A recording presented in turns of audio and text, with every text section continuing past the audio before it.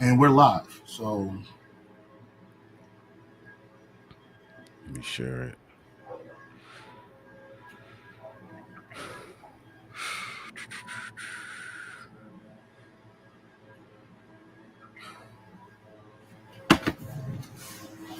That's dope. I didn't know you can do that. yeah, bro. Shit, I'm paying for this shit every month, man. I'll be looking at all of that shit. You got a subscription to StreamYard? Oh, you No, got join that. Oh yeah, you smart, man. It's like $25 a month. But it's good though, cause like for brothers that do pay, because I think like if you yeah, I don't, don't use it too much unless I'm getting on with y'all. yeah, for some brothers that do pay or whatever, they can kind of do it. So we got two comments, okay. Three comments. Everybody's on. Shalom to the brother. All right, man. Hey, all right. First starting off, want to start off with giving all praises. I'm sorry, Salakia. I'll just wait.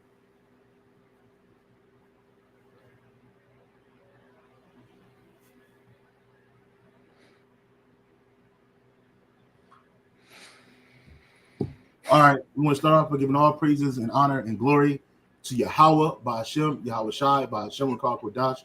Want to say and give double honors to the apostles and the bishop elders, a great millstone for teaching his word and truth and sincerity and for ruling well.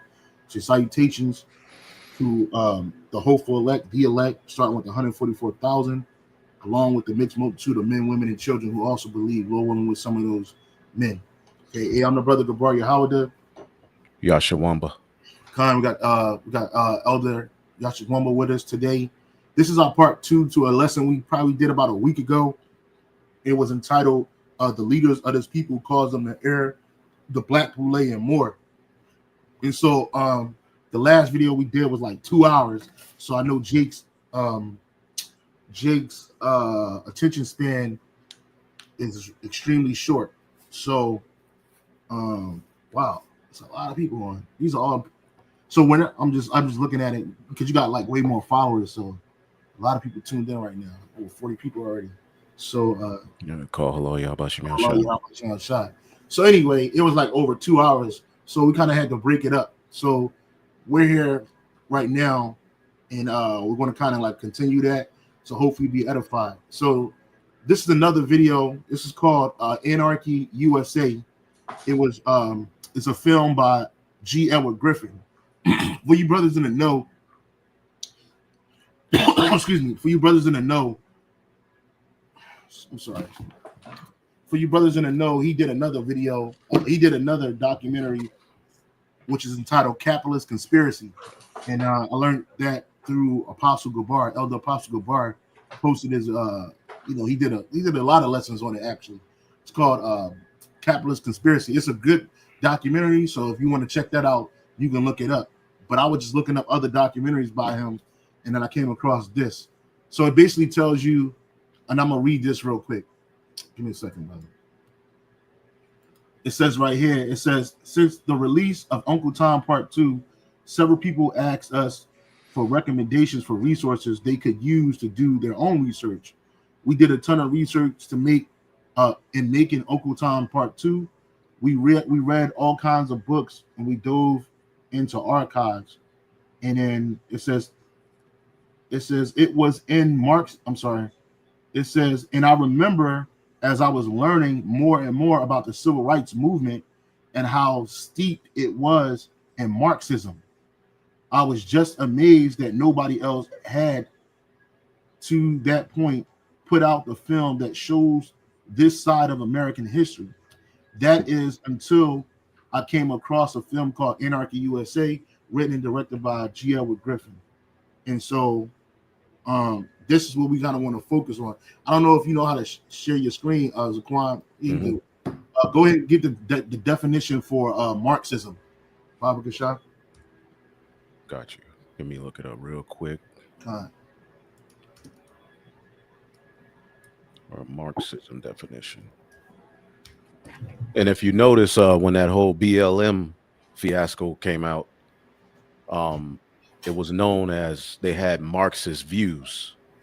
You see, and that ultimately an off branch of civil rights, which was a snare to our people to ultimately lead them to going 40 years in a circle in the wilderness That's basically what it's set up to lead our people to do, going nowhere, basically walking in circles, marching.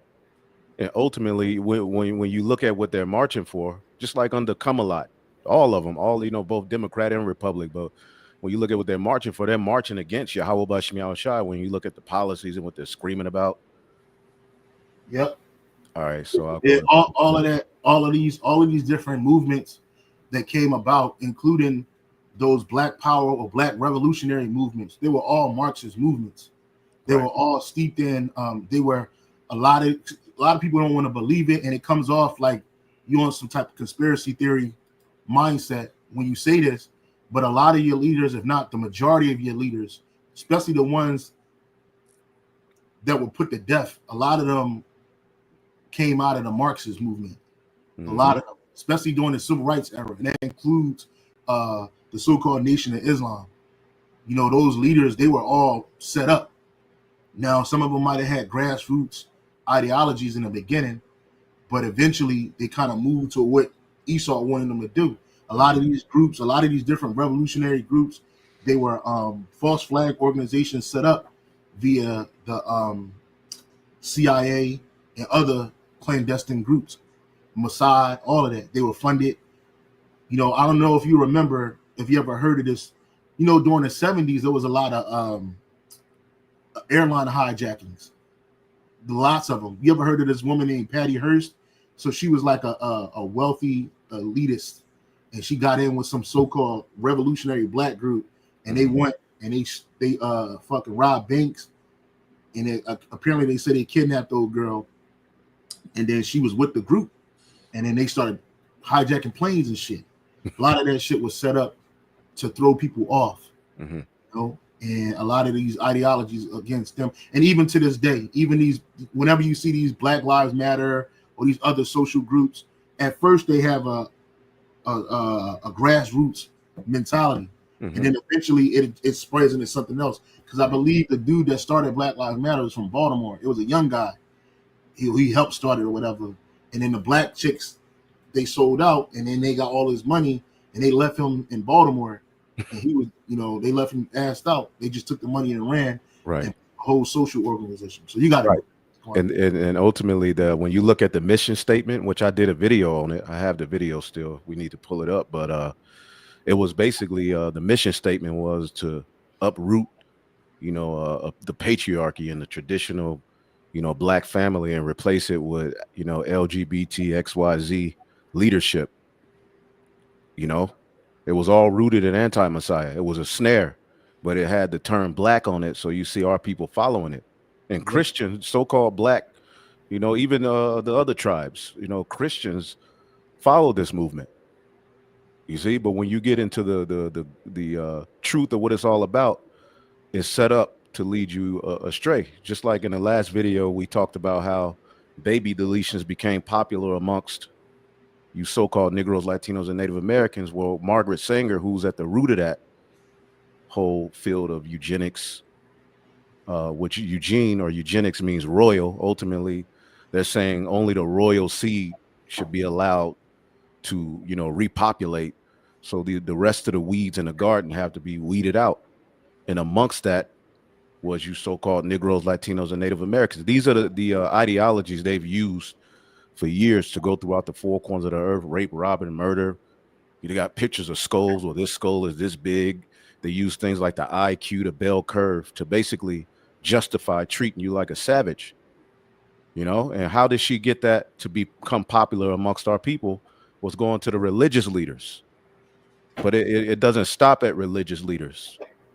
All right. Now that the religious leader isn't as popular, these leaders are set up in all sects of society, where ultimately you so-called Negroes, Latinos, and Native Americans are guided to be anti-Messiah under the guise of a situation that helps you, Yep.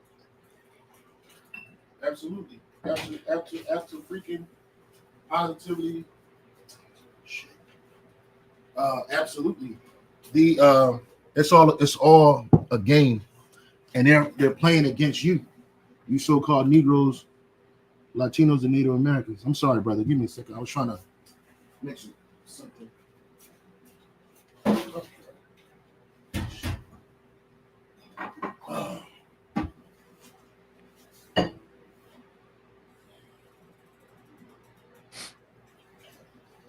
So yeah, the you know these and this is why it's important to come back to Yahweh Bashim Yahweh Shai. You know, as we're at the end of this thing, you know, the Heavenly Father has, you know, opened up the floodgates of information. So it's no excuse to be stupid. You know, if somebody's walking around stupid, then ultimately, as we go into the scriptures, angels got our people still stuck on stupid, man. But the elect are waking up and coming out of that darkness and coming to the light. Even with this election, Yep. look at the people who were led either way of our amongst our the tribes, the 12 tribes of Israel. They either they went hardcore Kamala or they're looking at Trump as if he's getting ready to bring peace and safety, man. Yep. See? So when it all collapses, their leaders are gonna have led them off of a cliff. But if you follow As in the the true scripture, leaders of Yahweh Bashim Yahweh Shai, you have a safe haven. You got it, brother. I'm sorry, I was as the scripture says, the leaders of this people cause them to err Yeah. in every way. Mhm. But you can read this definitions of one. So I have Marxism. It says, I'll read this and I'll read a few other things. Marxism is a social, political, and economic philosophy that analyzes the history of humanity and the impact of the ruling class on laborers. Yep. And so a lot of these different movements. So what civil rights was, it was nothing more than an extension of. Can you read that portion again? Of the ruling class over Right. the laborers. Yep. It says Yep.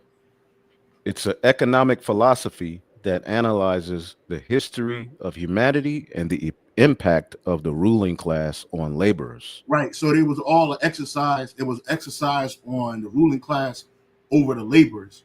Right. They wanted the ruling class wanted the laborers to focus on something else other than them and what they were doing to countries, not just communities of people, but whole countries. And so by the time you get up to the 50s and into the 60s with the civil rights movement, other similar movements throughout the country, throughout the world, had already happened in Algeria, in China, right? In Algeria between the French and the Algerians, right? These same movements were already happening, not only in Algeria and between the Algerians and the French, in China between the laborers and the landowners in China, and then you had General Mao, but you also had it happen in Latin countries, Caribbean countries like Cuba, uh, um, Cuba, I believe Puerto Rico, Venezuela. The same shit was happening then. But see, back then we didn't have the internet. We didn't have access to information like that. A lot of this information was hidden in a lot of this information was hidden in books, right? So even like rethinking civil rights with Mm-hmm. Marx, and then you had which I'm gonna show the evidence in the documentary. It's gonna be clear as day. The whole mantra "We shall overcome" that wasn't a black mantra.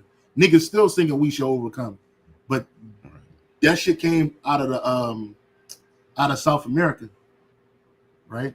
Right. During their Marxist movements. It's crazy. On my phone, it pulls up more. All right. But it says Marxism links to civil rights in a number of ways. All right. Including critique of human rights. Marxists argue that human rights are an ideology that serves the interests of the capitalist class Yeah, and that they are not universal norms that are applied to all people. Marx believed, and it's crazy how Jake leaders are set up to lead Jake into this madness. It says, Marx believed that the rights to liberty, property, and personal security are based on the ego, egoistic desires of the individual, and that they cannot be realized in a class-based society. Then it yeah, goes into communism. It talks about how the black troops were sent to the Civil War, which boosted their self-esteem. yeah, Marxists argue that the needs and demands of the working class should be prioritized, and that these should be framed as economic and social rights, and ultimately they're able to control you to fight for these so-called rights. You leave your Hawabashim Yahushai in the background, and this then becomes your plight, your fight. And Jake has been crying. Look at what Jake is, and really, what do so-called black people want? All right, as they're marching, really, it really doesn't make sense. You don't get a grip on what they're even arguing for. Yeah. Look at the whole thing with the baby deletions. Yeah. Or with so-called Donald Trump getting in office. Jake said that they're losing freedoms, and it's like, what are you talking about? What freedoms do you not have, or are you not going to have when he becomes president? So this becomes Jake's fight. Yeah. You know, it's very crazy how they set you up and lead you into this rat race of iniquity, and it's vanity at the end of the day. Yep. They give you what to fight for, what to march for, what's deemed rights, and it has nothing to do with your how about Shemiao Shai. It has nothing to do with life itself. Yeah. You got it, brother. Well, it's called misdirection. Mm-hmm. They misdirect the people's actual discrepancies. So they came up with entrepreneurship, right? They started pushing black entrepreneurship during the Nixon administration. And that was because they wanted to stop these black people and these organizations from asking for reparations. So they get you to focus on yourself instead of you as a group. Because it was so many different voices that was screaming about reparations. That's what Black Panthers really wanted. They didn't just want police brutality to end and start up breakfast food programs, which America ended up taking that away from them, and they start funneling it during the 80s, during the Reagan administration. A lot of these, like what they had, Head Start was like basically it wasn't kindergarten, but they would get the kids and they would set up these programs in churches and other places in disenfranchised communities, and they'd be watching your kids during the day, pretty much the whole day. And so, and they'd be feeding them breakfast foods, the breakfast program, where they got that from the Black Panther movement. So they took certain things because they actually funded these organizations. But when they started asking for things like reparations, that's when they said, no, we got to cut it out. So then they created entrepreneurship and focused that on the black community, which that didn't really help nobody. It just helped a few people within the community, but it didn't funnel anything back. I'm sorry, you got it, brother. No, I'm just looking at, and when we seen in school, these are the people we were taught about, because ultimately when you get into it, Esau Edom's this system is founded upon all of these pagan ideologies, man. Yep. that are set up to help forward their rulership over you and to keep you in a dumbed down state. Yep.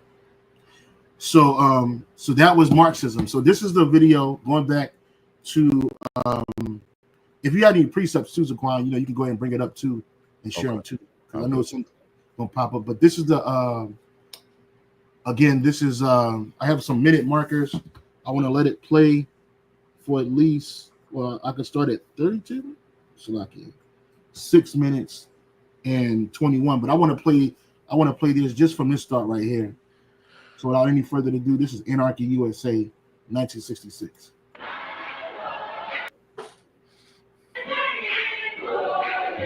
Everything starting that damn church. What the civil rights movement.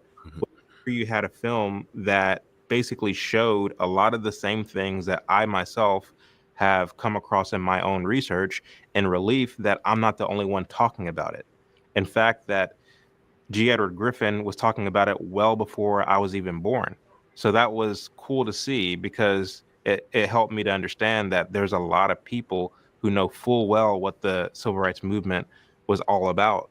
So consider this resource to be the first of several videos that we will release over the next few weeks in our audience's quest for truth. So without further ado, I present to you Anarchy USA. Listen, see, we the Negro people down here have gotten completely fed up, and you know what they're gonna do tonight? They don't care. They're not gonna fight down here no more. You know where they going? They after the white people. Now they after the white people. They gonna congregate. They gonna caravan out Inglewood, Playa del Rey, and everywhere else the white man supposed to stay. They gonna do the white man in tonight, and I'm gonna wait. No. And you see, that's grassroots right there. That's the young G. Those are the young lions. And that's what they was about back then. They were like, look, they gonna ride on Esau. But then you see how the white man came in and pulled him off on the microphone, because that's not what they wanted to push. And then it shifts over to the next scene where niggas is in church singing, right? That's all niggas do, sit up in church. Then this is what Christianity is. This is what plantation Christianity is all about. The shit's happening even to this day. So you get the young youth, and they cut them off, and then they go to this scene. Matter of fact, Salakia, can you get that precept in Genesis where it's I got it right here. My damn computer is freezing up. Give me one second. I could get it. Well, if I get it, I'm gonna get a new computer one of these days. God damn. Right? I know the feeling, bro. I had to get a new one. I just got this shit out the shop, and then I just bought this shit, and then they make them. Yeah, you got it. No, I was gonna say they make them to where they eventually they fall off. You go have to get a new one, or it's just gonna be annoying. You know what I'm saying? Yeah, it's so annoying that you spend another $1,200 for a fucking computer. You know what I'm saying? Right. It's real. Put that on a payment plan. Shit. Hope the world ends. Shit. Just yeah. All right, I got it. Let me pull it up. Shit. We in fucking hell, bro. I say this shit every day. We in fucking hell, bro. Yeah. This is Genesis 49, man. Genesis 49:9. It says, Yahweh Judah is a lion's whelp. From the prey, my son, thou art gone up. Mm-hmm. He stooped down and he crouched down as a lion. Mm-hmm. And as an old lion, who shall rouse him up? Yeah, so that was a great illustration of that precept, because Judah, a young lion is energized. A lion in his full vigor is energized, is ready to go, and that's how Jake got. And then he got to a point where Jake thought they got what they wanted, and they just settled right back down. Mm-hmm. So it's like, damn, like who's gonna rouse this lion up? Because Judah is the lion's whelp. You like, yo, you the strength, but Yahweh Shemel Shai gotta rouse him up, because Jake has a tendency to get extremely excited and then get extremely docile, especially in the old age. Right. You know what I mean? Yep. And when you look at Judah, that's who we got our kingship. When the throne of David was established, it was established through King Solomon, conquering and having dominion over the prey, the heathen. You see, but since we split, after Solomon forwarded that kingdom for 40 years, that was through Judah. Yeah. Solomon, Judah was the head, and ultimately all 12 tribes were together. But since we've been scattered, Judah has went up from the prey. All right. And ultimately crouched down in the sense like he was getting ready to do something. Yep. All right. And that's what we're looking at. He's crouching down, but as an old lion, who shall rouse him up? And when a lion gets old, it's less aggressive, it's laying down, Yep. He's a little tired. You know what I'm saying? He needed, and he the hyenas know I can fuck with him more. Yeah. You know what I'm saying? So now as an old lion, we're gonna need the spirit, because ultimately an old lion, he's waning away. So we're gonna need the spirit to rouse us up. And when you get the book of Deuteronomy real quick, the 33rd chapter, I'll get it. Real quick, Deuteronomy, DUE. God damn, how you spell Deuteronomy? Oh, just go right there, brother, to the chapter. Yeah. Deuteronomy, the 33rd chapter. We gotta get out of here, bro. You need that lion, and you need that lion's man. Old lion, yeah. You need it. Hey, I'm an old lion. Yo, this is the book of Deuteronomy, the 33rd chapter, and the 7th verse. It said, "This is the blessing of Judah." And he said, "Hear Yahweh, the voice of Judah, and bring him unto his people." So ultimately, Judah, even when you go to the time of the us rebuilding the temple, that was Judah, Benjamin, and Levi. Judah was at the head of it. Zerubbabel was of the tribe of Judah. Ultimately, Jake returned back to Jerusalem from the Babylonian captivity under him. So Judah was always at the forefront. Judah, Benjamin, and Levi is the one who kept the customs, while the northern kingdom were pretty much over here acting like they were going to keep the customs, but they went left. So Judah is always, the Lord has set up specifically the tribe of Judah to be at the forefront. And this is why Esau, Edom put so much energy. All right. Even when it came to that whole voting thing, you know, who did they really target on the left hand side? Those leftists, those Dems who are into this Marxist junk, which Esau's philosophies are so convoluted, it kind of gets hard to figure out what he's talking about. But when it's all said and done, he's setting up a situation where you will be undermined and he can be forwarded. Yep. So it says, this is the blessing of Judah. Hear Yahweh, the voice of Judah, and bring him to his people. And primarily at the forefront of the street speakings, all right, it started primarily with Judah, Benjamin, and Levi. And then the northern kingdom started to come in. But it says, let his hands be sufficient for him, and be thou an help to him from his enemies. So ultimately, the Heavenly Father has put a spirit on Judah to raise up here in these latter days. And that's what got everybody all messed up to see. All right, that's why Vocab Malone, he can't stop calling us black Hebrew Israelites, because they're scared of Judah being in their right mind. When Judah's in their right mind, the rest of the tribes follow suit. And that's what's happening with the rebuilding of the tabernacle of David in these days. But you got it, brother. Yeah, and that's what they're trying to hinder it. You know, they're trying to hinder our us from fully waking up and establishing ourselves in Yahweh Bashem Yahweh Shai. You know, they want to keep you in this spirit right here.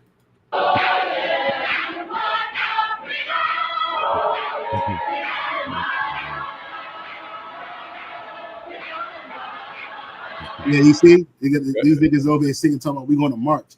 They didn't bring out one precept, not one scripture to break it down to let you know why your captivity is similar to those Israelites who you are in the ancient world. They just get you singing songs talking about we're going to fucking march.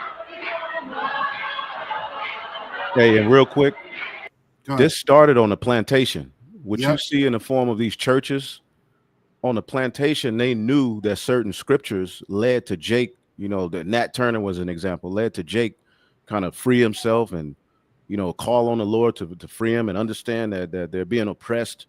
But through plantation Christianity, they had these churches set up to where coons would oversee it. And there was a specific message that had to be preached that would lead our people to love the so-called white man and see him as God. They even created the slave Bible where 70% of the scriptures were removed. So what does it lead to? You jumping and dancing, screaming, hollering, running up and down the church. What the fuck? What is that? Yeah, this is the book. This is the Negro Bible right here. You brothers can't. You're right here. I have the Negro Bible right here. Actually. It's kind of blurring out because of the background. Yeah. So this book right here is called the Negro Bible, right? And in this book, I think it's over 96% of the scriptures is gone. It's out of there. Darn. So it starts from Genesis chapter. It starts from Genesis chapter 50 and ends Revelation chapter 22. Right? Matter of fact, it's not even in there. It's not even in there. So it says the standard Bible, the standard Genesis chapters is 50 chapters in the Genesis Bible, right? But in the slave Bible, only 14 chapters are in there. They don't have no chapters of Revelation 22. They only got 6 chapters of Job. They don't have no chapters Second Chronicles, Ezra, Nehemiah, Esther, Judges, Ruth, Joshua. Only 8 chapters in Deuteronomy is in there. So yeah, and they got they got different. You can't see it right here, but it has different percentages of how much they took out. And you know this is a law. This is another reason why Esau is going to pay. The scripture says you're not allowed to take away or add from the word of Yahweh Bashem Yahweh Shai. So this is another reason why the vast majority of you Jakes that go into the Christianity are extremely illiterate when it comes to the scriptures. Right. They're spiritually illiterate because they leave so much out and they give you so little back. Right? So you had niggas like this. This is where Martin Luther King came out of. This is where Reverend Al Abernathy, Al Sharpton, all these motherfuckers came out of this era right here, this Marxist Christianity era.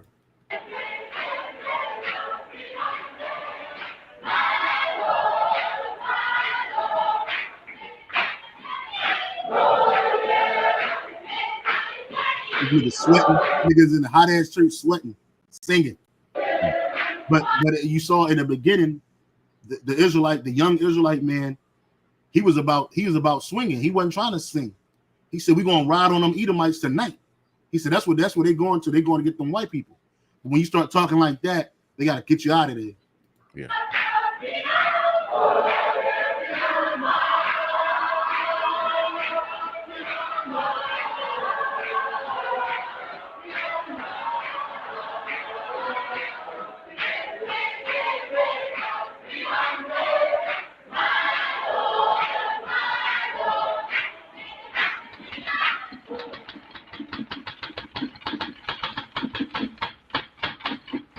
All right, what's about to come up? Let me skip it to the 6 minute mark. It's a lot in here, but I want to skip it just to the 6 minute and 21 second mark.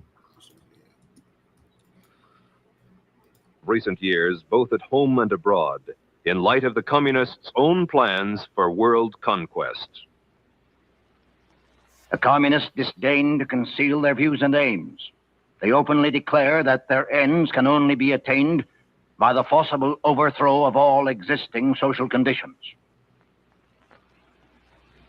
The most powerful enemy can be conquered only by exerting the utmost effort and by thoroughly, carefully, attentively, and skillfully taking advantage of even the smallest rift, of every antagonism of interest among the various groups or types within the various countries. And you see, that's what that was all about.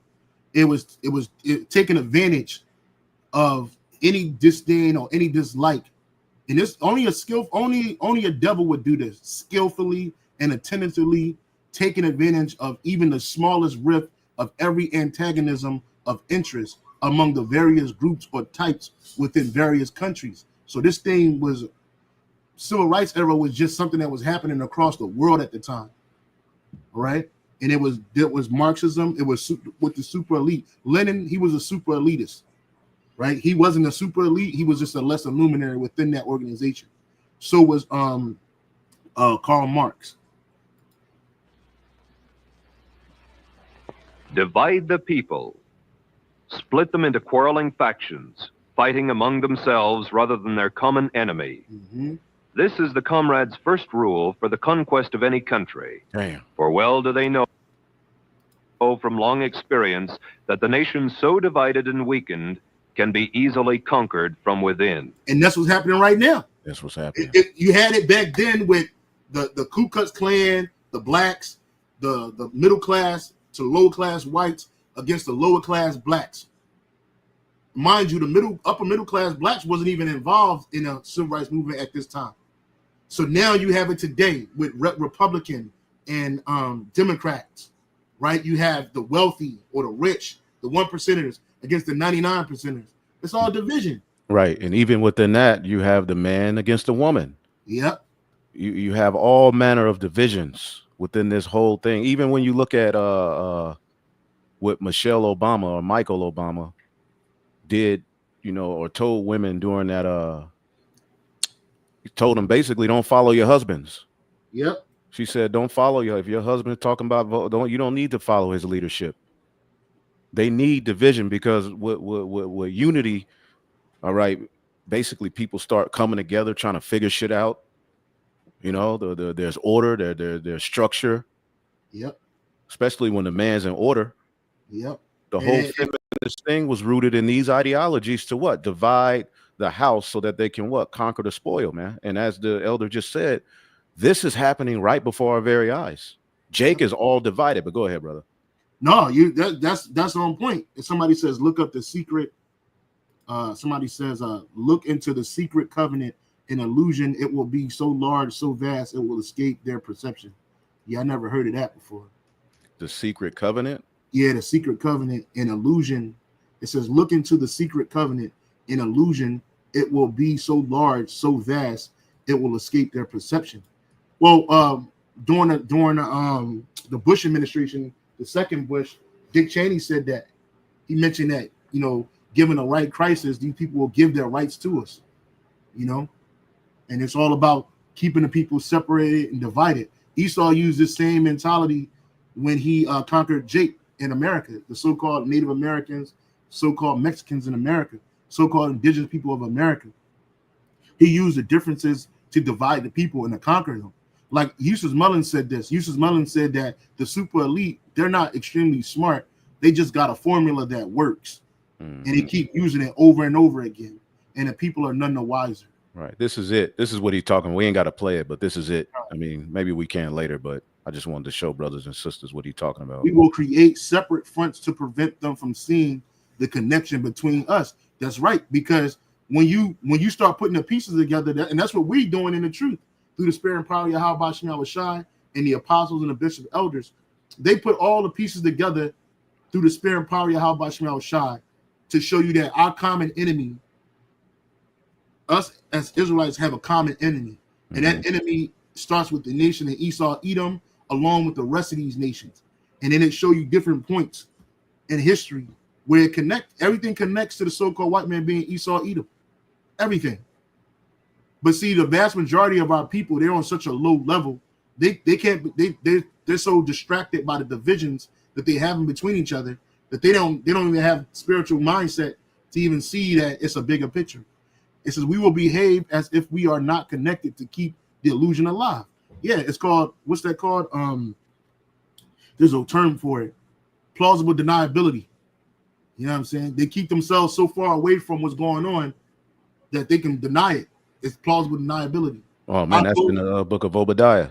Yeah, you can get that if you want. Okay. Shit. Let me see. How do I bring it up without leaving this?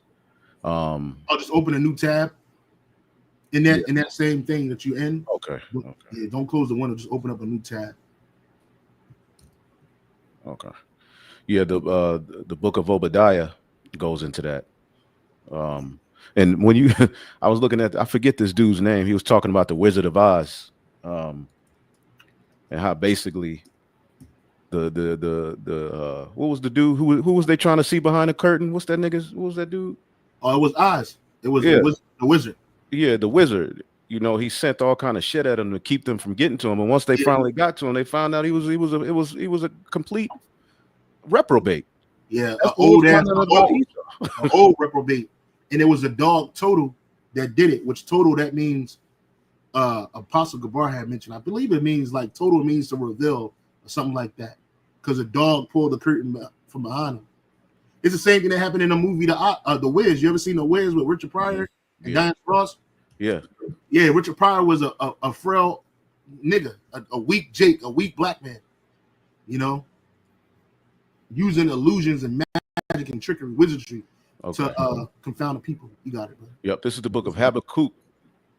All right, chapter 2 and 9. It says, "Woe to him that covet an evil covetousness to his house, that he may set his nest on high, that he may be delivered from the power of evil." So he's able to put himself in a situation where what he's doing affects the people, but he himself is not bothered by it. And he himself ain't really being blamed by the people. It's only in these times that people are now calling out the bankers, the elites, and their role in the where the earth is going, the direction the earth is in. In times past, they operated in secrecy, but we're living in a time where the wicked had to be revealed. So now we really know who's behind this, and we're finding out that he's overrated. He's really, the reason he needs all of this deception is because he's really, when it comes down to it, a base man. Yeah, I don't know who this dude is right here. This dude talking about what about America being Egypt, the Holy Land? Yeah, that's that doctrine. Yeah, well, where's Babylon? If America is the Holy Land, where's Babylon, man? Hey, we don't teach that, man. Go. All you got to do is get off our video and go teach what you believe on your own platform. It's really that easy. We don't teach that. Straight up, America is not the promised land. This place is going to be destroyed. This is Babylon according to the Holy Scriptures. Because if this was the Holy Land, well, where is Babylon? What scripture said that the Israelites would be in their final captivity in large amounts in the Holy Land? Yeah, that's not written in Scripture. We would be in the land of the north, and that's where we're going to be delivered, as well as the four corners of the earth, and brought back to our land, man. You dudes, man, got to stop that madness, man. Get off the internet. Like Jake B, like the internet ain't for everybody, man. Yeah, TikTok. Yeah, TikTok dropped some shit. But one of the bros put up salvation of the elect says plausible deniability is the ability to deny knowledge of a responsibility for actions taken by others, even if you were involved or willfully ignorant. And yeah, that's what Esau does. He sets up both sides. Slacky. Back in this documentary, okay, I think I hit the mark right there. It was 7:02. So let me skip. Slacky. Let me skip ahead a little bit. So I'm gonna skip to 32. Oh shit. Do I want to skip that far? Yeah, 32:28. 32 minutes. Well, no, Slacky. You said 3 minutes. No, because they gotta go back. Slacky. 21 minutes. Let me get skip. This shit is crazy, bro. Like, hold on. Arrested by the French and confined as political prisoners. Ben Bella later escaped to Cairo, where he and others set about the task of convincing France, the world, and the Algerians that Algeria needed to be liberated. Into accusers. To establish. Receives full military honors shortly after his arrival today, May of 19. An enemy opinion that we are not communists. 1 month later, in May of 1964, Ben Bella was awarded the Lenin Peace Prize in Moscow. 2 months later, in July 1964, Communist Ben Bella declared, "We solemnly reply here that our socialism stems from Islam. We repeat before world opinion that we are not communists." Which it didn't stem from Islam. It stemmed from communism and Marxism. Yeah, they're able to really they do a good job of hiding themselves through the illusions they present, through the confusion they present. You'll never really get to them. Yeah. You know, the Muslim, you got people who will stick to that. And you got a lot of American Christians are blaming the Muslims. Yep. That's another form of division, you know? Yep. Religious divisions. Yep. After the communists have found some issue or point of difference upon which they can divide the people, get them fighting among themselves rather than their common enemy, the next step is to create the appearance of popular support for the communists' war of national liberation. They have been devastatingly successful thus far.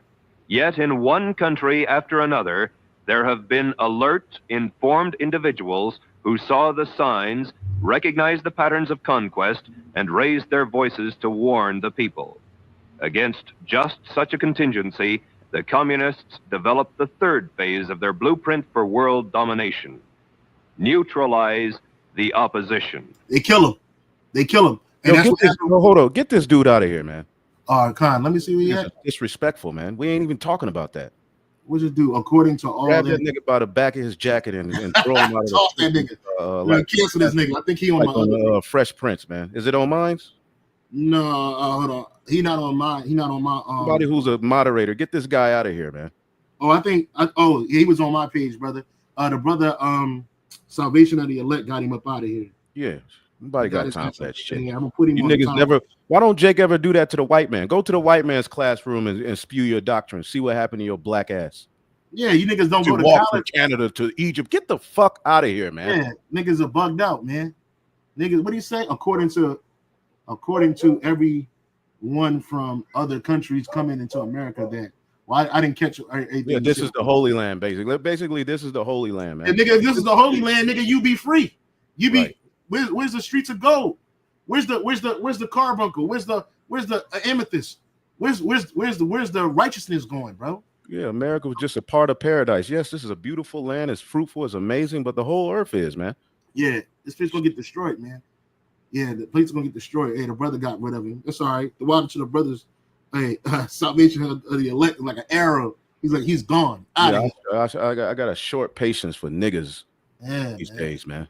Yeah, we over here talking about some real shit, and you niggas out here throwing the spirit off with the bullshit. Right. This nigga need his phone to go to. He typing in Walmart on the goddamn the app to get directions to Walmart. Yet you want to come here to tell us you can walk from Canada to Egypt, man. Yeah, nigga, but you ain't never walked there. Nigga, go take your ass and want to walk then, nigga. Go to Canada. Niggas was escaping America going to Canada after slavery. Take your ass back up there. Nah, man, it's the fuck out of here. But anyway, like you were saying right here, it says when they get people who get hip to the game, they kill them. And that's what happened with Martin Luther King. He got hip to the game. When he started saying this last video that he did was for the poor, I think like sanitation workers, men that were sanitation workers, they were trying to get money. They wanted to get paid. So Martin Luther King started putting two and two together, saying that, look, all these other people that came to America, there's a video on it, but he said all these other people that came to America, America helped them out. He said, look, we going to get our check. That's what he said. He said, we going to get our check. And they killed his ass the following day. They shot his fucking ass. Malcolm X got hit to what Elijah Muhammad was doing and how he was being propped up by H.L. Hunt through money. All this talk about the white man's the devil, all this talk about separation completely from the Negroes. He found out that Elijah Muhammad was taking that money and was basically funneling it into his own self. They bought swaths of land, but that land wasn't open to so-called Nation of Islam Nation of Islam followers. Right? It wasn't taking you niggas out of the ghetto and taking you niggas somewhere down in Georgia where this nigga done bought all this swaths of land. He's talking about the white man came from a nigga named Yakub, the big head scientist, but yet he's being fucking propped up financially by Esau. So what? Malcolm X got hit to it, and they put his ass to fucking death. And then he found what he thought was a pure form of Islam in Saudi Arabia when he went down there. Then you realize that the Islam that you was following here in America is not even Islam.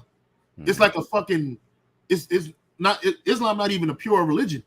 But the shit that they push, this shit is like even more worse because it's like an amalgamation of Christianity with Islam into it.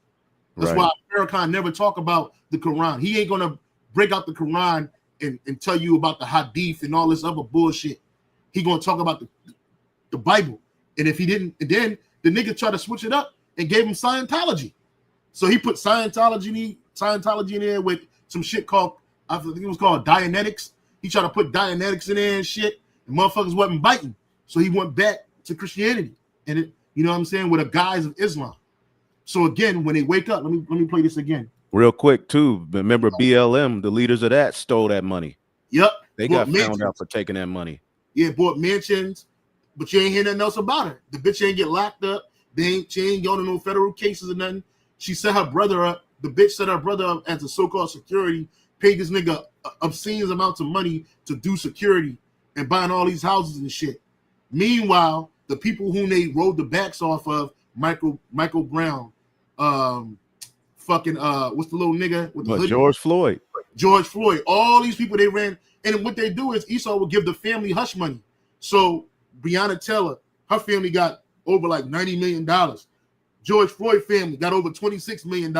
You ain't hear shit from George Floyd. His grandma, his mother, his brother, what's that nigga? Trayvon Martin family got bread. Right. They got cheese. Right. So that's what niggas do. And go finish your thought. No, I'm gonna say they do that to rile you niggas up, to get you out there in the streets, to get rid of you, and to push policy. Right, yep. Right. To get you roused up, because that's the only time Jake cares is when the so-called white man does something in the news. All right, he killed a nigga in the news. That's why every once in a while a nigga gets shot in the ass on camera, or a so-called black woman gets shot on camera, so that can keep you in that walking in circles for 40 years. And then you got to think about this too, real quick. Here it is. George Floyd is a man. So they start the movement on the backs of our black men getting killed in the streets. But as soon as they leave that rally, they go to the abortions right rally to kill the men.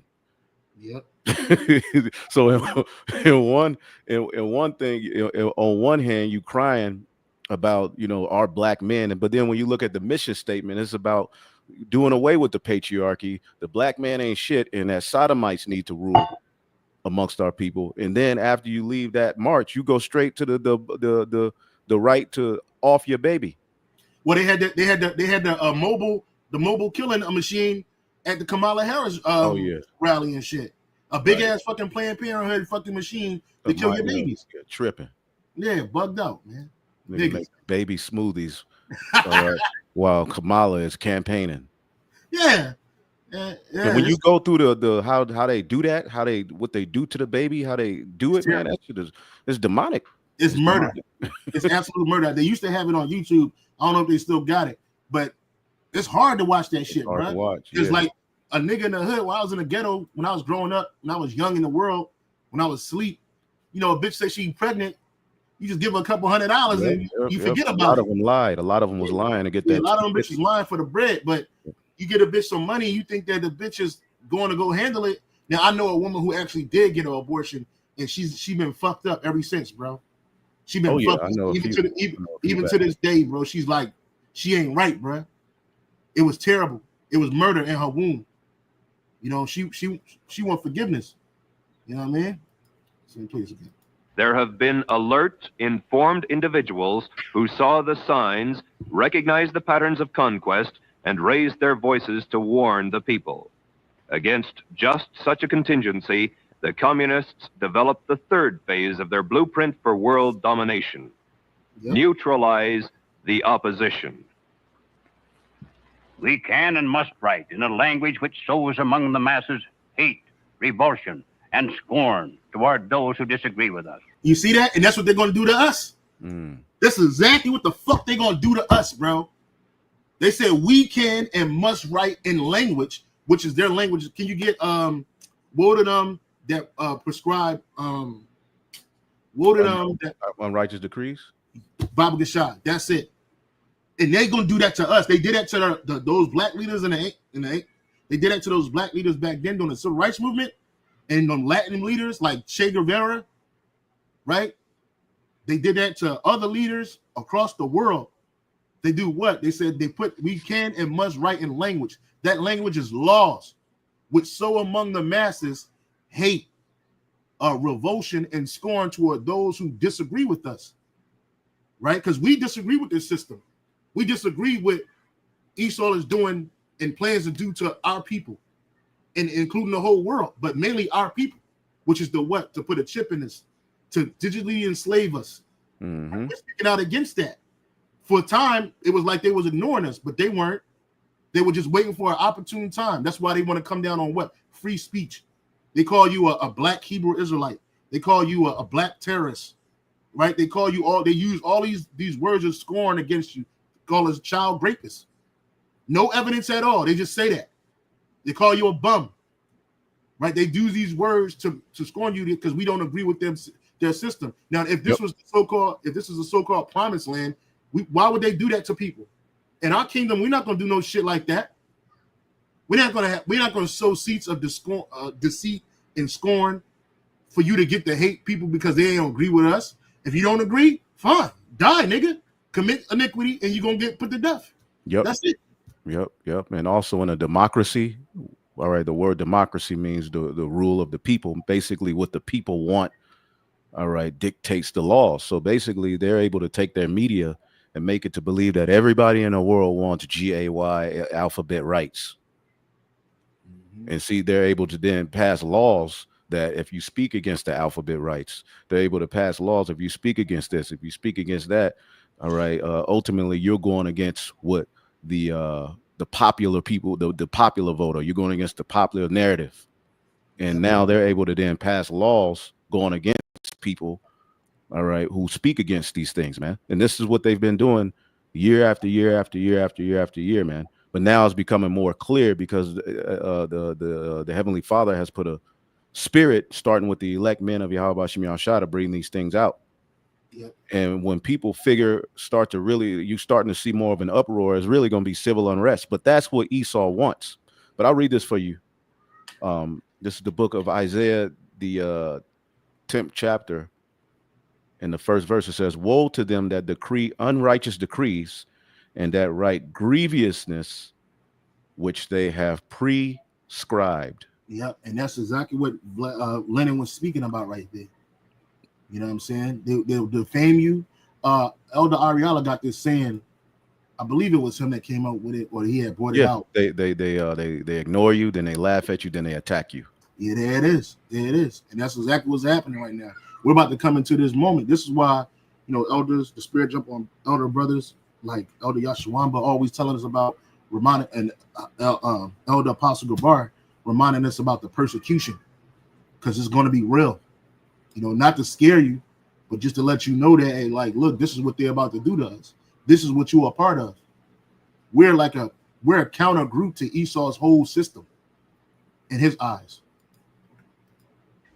A Communist Party directive issued in 1943 reads, Members and front organizations must continually embarrass, discredit, and degrade our critics.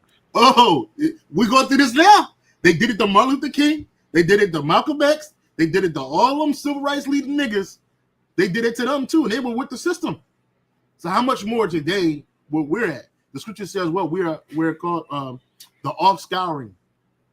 To this day, we're like the offscouring. We're made the offscouring, something like that. Speaks about that. Okay, members and front organizations must continually embarrass, and this is why you got people like Vocab Malone. He's trying to discredit us, and he's trying to use anything to embarrass us. A slip of words.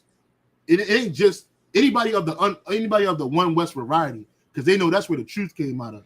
Right. So if you're a part of the One West variety, somewhere amongst that body, even if the nigga's going off, even if your leaders are going off, somewhere amongst that body, the truth can penetrate. And so they don't want that. So they'll try to discredit you, they'll try to embarrass you, and they'll try to degrade you. This is all a part of their system. This is a part of this mechanism. This is how this works. Yep.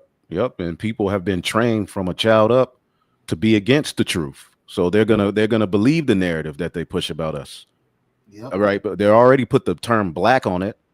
So the term black being put on it, it automatically gives it a stigma. The black Hebrew Israelites is automatically like, oh boy, this is the new KKK.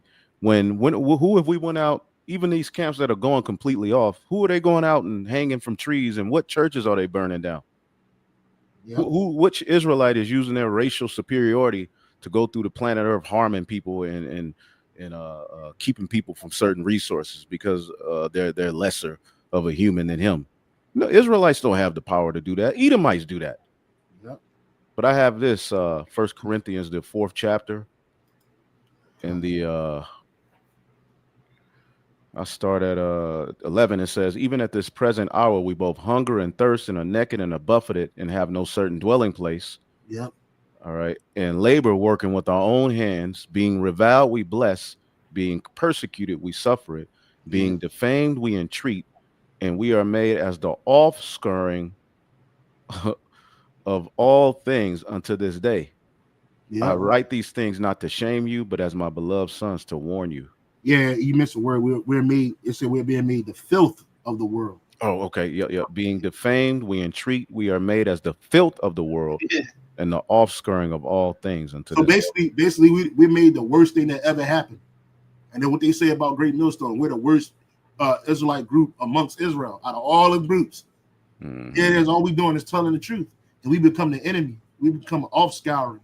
To this day. Come up, someone rejected by society, outcast, something that is scurred off, refused.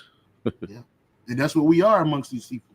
And this is a part of this goes back into the whole plan that these people been using over and over, time and time again. But see, none of this shit's going to work against the truth, because the scripture says, well, we're made you ain't got to get it, but it speaks about that the apostles coming last. Right. We came last. You know what I'm saying? I'm not saying that, I'm not an elder apostle, but the word apostle means sent forth. You had all these different groups that came up before us, and they didn't work. First of all, they were set up by men. This is set up by Yahweh Bashem Shah. That's why they got to come at us with a whole different perspective, a whole different way. Yeah, and that goes into also in ancient Rome and the Colosseums, when they persecuted people or had them, ripped to shreds by particular lions, they would bring forth the ones that everybody wanted to see get ripped last. They would bring them out last. Yeah. So ultimately, that's the position that we've been put in, where people, the way that this thing is set up, people are going to be crying for us to be destroyed and taken off the streets, and people that think like us are going to be enemies of the NWO. So they're going to what? I mean, and they've already got the unrighteous decrees prescribed. Yep. So once this thing comes down, they're going to be like, these type of people are an enemy to our sovereignty, to our rights, to our life, to our free, you know, they got to go. So they're going to pass laws to get people who think like us. And there's even going to be other Edomites. And that's the beauty of it, because these right wingers, they're like a shield for the elect. They're going to be out there fighting, you know, losing their damn minds. And the Lord is going to work and operate as the persecution comes, and then it's going to be showed who is his chosen. You got it, brother. Come, brother. Absolutely. That's I couldn't have said it no better. When obstructionists become too irritating, label them as fascist or Nazi or anti-Semitic. And that's where we at right now. That's exactly where we at right now. There's nothing new under the sun. All of these leaders from first of all these false leaders, they've always been around. The same method. Houston Mellon was right. He said these people are not prolific. They just have a recipe. They have a formula, and it works. And it still works to this day. Like the wizard. Yeah, that's it. But it only works on those whom the Lord allows it to work. The scripture says there's no enchantment that can work on Jacob, against Jacob. Constantly associate those who oppose us with those names which already have a bad smell. Yeah, they call you a anti-Semitic. They link up with the Nazis, Hitler. You know what I'm saying? The fascists. They'll use other people whose names are ill in the world, and they'll try to link us up with that. They'll call you a grapist. Everybody knows that they got a bad name. You send a grapist to jail, he's done. He's gonna get beat up, stabbed up, all kinds of shit. Right. So imagine if they're able to just put us in that position. Yeah, man. We gonna definitely need Yahweh Shai, bro. Right. The association will, after enough repetition, become fact in the public mind. You hear that? The association will after enough repeating, that's what repetition means, will become fact in the public mind. And that's what happens to a lot of people. Niggas ain't even get found guilty of nothing. Like that nigga Diddy. He ain't get found guilty of shit. He just locked up. But it's been in the minds of the people so much that they destroyed it. Mind you, Diddy was a part of the system. He was there. He was in it. He was with it. Right? He sold out. And then look what they doing to him. Hanging this nigga out to dry. Right? And they call him all of these words and names over and over again to the point where like it don't even matter if he's convicted in a court of law. It's already truth in the minds of the people. Yep. I got a precept for that. Time. Real quick. This is the book of Psalms 140:1. It says, "Deliver me, O Yahweh, from the evil man. Preserve me from the violent man, which imagine mischiefs in their heart. Continually are they gathered together for war. Yep. They have sharpened their tongues like a serpent's adder. Poison is under their lips. Yep. Keep me, O Yahweh, from the hands of the wicked. Preserve me from the violent man who have proposed to overthrow my goings." Now, this word for sharpened. All right. Let's see. They have sharpened. The word is shanan. All right. It says to wet, to sharpen, but as you go here, it says to teach diligently, to inculate. Now, the word inculate, okay, let me look this up real quick. The word inculate, so they're piercing. All right, they're constantly they're basically, people have already been prepared subconsciously to agree with all of the bullshit that they're getting ready to come out with. It says to instill an idea, attitude, or habit by persistent instruction, and that's what media is made up for. Media, these television, it's a medium. It's basically like a mediator between man and Satan. All right, to pretty much instill ideas in your head. People live their life based upon complete vanity. Why? Because they watch TV all goddamn day. Yep. So they've been inculcated with these particular ideas, and that's why you see people screaming. These women screaming You got it. Losing their fucking mind. Yeah, look, because and when you listen to their talking points, they're basically just spewing what they heard on the news. Misogynist. Yeah, You know, they want to take our rights away. And right. All the woke society. You got here it is. You got Esau's military at the highest echelons of the military. You have transgender and lesbian women and homosexual men ruling over these people, pushing a spirit of degeneracy, right? And y'all not offended at that. But as soon as you get a dude like Trump in office, he ain't even take office yet. You people are already panicking like your rights are going to be taken away because for the last 4 years and 8 years, well, about 8 years prior to that, 12 years prior to that, you had a homosexual president there pushing that gay agenda, that disgusting agenda on people. And because now you got a right winger in there, a so-called right winger, which he's an insider. These people think that their rights or privileges that they have, their liberties are going to be taken away, and that's not true. Even Trump said that. He said he's not taking away abortion. He said that he's not even calling for a late stage or early stage abortion termination. No, he said he's not doing that. That's left up to the states. It's left up to the states, but y'all don't even understand that. All you hear is, I can't kill my baby. I can't be a homosexual, or people that look like me. Like they'll have you thinking that transgender or homosexual people have been oppressed in this country for hundreds of years, and that ain't the case. Right. At That's all. democracy. Under a democracy now, we have to make laws centered around these people because this is what the people are fighting for, and they're able to really use that media to make you to believe it. Hey, Salakia, can you speak for a minute? I gotta go to work now real quick. Right. They make you to believe that madness through constantly instilling in your mind. Okay, let's go back here. Let me share my screen real quick. So they use that, and that's what a democracy. The word democracy, I mean, again, it means the rule of the people. So Esau, Edom, just like if you go to a Eastern country where ultimately women can't drive, Esau, Edom's able to go over there, take over the newspaper, right? Take over the press, and basically start showing on the news that, you know, the women now want to drive, women want to do this, women are fighting for their rights, and make it a big deal, put it in Western media as this big issue. Now the men and the women are at war when they didn't really have no problem with the fact that they couldn't drive. They didn't have no problem wearing their scarves and being covered up. But Esau, Edom is able to come over there and set up a democracy to where now this is a problem. We have to fix this, and now they're going to set up a puppet leader that's gonna placate to that, if that's a word. All right. And now laws are now being passed for the rights of women to do this, for the rights of this to do that. And now what happens? The woman is divided against the man's divided against the woman, the children are devoured. Why do you think when Esau, Edom, America left Saudi Arabia, the first thing they did was tell them women to shut the hell up? That's the first thing they did. When America left, the first thing they did was got everything back in order. And they put it in the Western media as if it was, you know, the men were doing this, and the men are so oppressive and wicked. They told the women to shut up. We got to go back over there and restore order. But really, the poison that Esau brought caused a divide in that country. But they're able to do this through a democracy.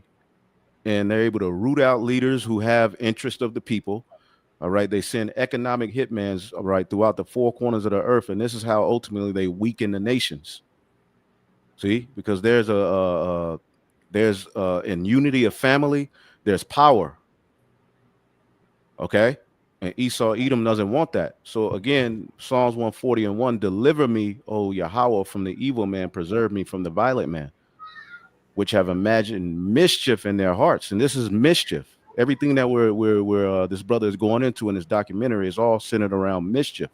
It's all centered around them rooting out foundations and ultimately taking people over and conquering them. They first conquer their minds to where people really are. Our people really believe that these are things that they should be fighting and marching and screaming about. But really, when in the grand scheme of things, they're waging war on you, and it's vanity. Yeah, that's what the whole civil rights thing was all about. It was about giving your mind over to something that didn't really benefit you in the long run. That wasn't the problem. They had you thinking that segregation in the South was so bad that they had to come up with these civil rights agenda. Then they set up these false flag events, bombings of churches, killing Jake, all kinds of shit happened, and it put the people in fear. Then they gave the people a false leadership, and had people docile. And ultimately, civil rights was more than just a voting act. The only thing that they really passed, that Civil Rights Act, was really that the Voters Act. That was like the most beneficial thing from civil rights, supposedly. When in reality, your vote doesn't count. That doesn't count. You go to ChatGPT and they'll tell you like your vote, you do not directly vote for the president. So that's nothing for them to give you. Then you were integrated into a burning house, Salakia. Yep, that's right. That's what Martin Luther King said. I fear that I've integrated my people into a burning house because America is a burning house. It's about to burn down. So they push you to a system where they got you over inoculated with this American ideology as if you're one in the system. But what the civil rights do, it ended segregation, so it didn't allow you to isolate yourself within a society and become better, because that's what Jake was doing. After slavery, they had nowhere to go, so they had their own communities. They had everything they needed. They had doctors, facilities. They had medical facilities. They had banks. They had extreme entrepreneurship, not the shit you see today. We talk about printing presses. So they were able to disseminate information. They had their own organizations. So what they do is they said, no, cut that out and force them into our system, and we're not going to make it no better than the last. We're going to make it that much harder, but then we'll get them the guise of equality and equity. And you still don't have that. They even said, like, ever since civil rights happened, Jake is worse off financially. Financially was economically, when it comes to housing, it's just as bad, if not worse. Then your family structure is destroyed. This is what these false leaders set you up to. Right. I got this precept. This is and real quick too, what they did, a big part of what they did around that time, there was this big thing again using the media and press. These two girls couldn't get into a so-called white school, so they made a big deal about it, and then all of these leaders came together. We have to fight for, why can't our children be accepted into your schools? What makes you better than us? Treat us as equal.